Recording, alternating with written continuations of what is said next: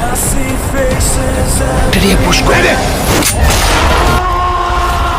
what's up guys? Welcome to back another video. আজকে soldier মুভির teaser review করব। তাহলে চলুন শুরু করা যাক।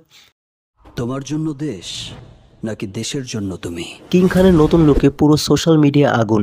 সোলজার আসছে যেটা ইন্ডাস্ট্রি কাঁপিয়ে দেবে। এটা শুধু একটা সিনেমা নয়, এটা হতে চলেছে বাংলাদেশের অ্যাকশন থ্রিলারের নতুন সংজ্ঞা।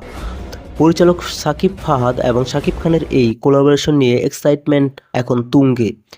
প্রথম ঝলকে সাকিব খানকে দেখা গেল একেবারে দুর্ধর্ষ সোলজার রূপে। মনে হচ্ছে তিনি একজন প্রাক্তন ইন্টেলিজেন্স অফিসার। চোখ ধাঁধানো অ্যাকশন, গ্ল্যামারাস সিনেমাটোগ্রাফি আর ইন্টারন্যাশনাল স্ট্যান্ডার্ডের মেকিং। টিজার দেখে মনে হচ্ছে এটা বিরাট কিছু হতে চলেছে। আর কাস্টিং নিয়ে তো চলছে বিশাল গুঞ্জন। প্রথমে তানজিন তিশা ও ঐশীর নাম শোনা গেলেও এখন শোনা যাচ্ছে পাকিস্তানের জনপ্রিয় অভিনেত্রী হানিয়া আমির। যদি হানিয়া সাকিব জুটি হয় তাহলে তো স্ক্রিন একদম ফেটে যাবে।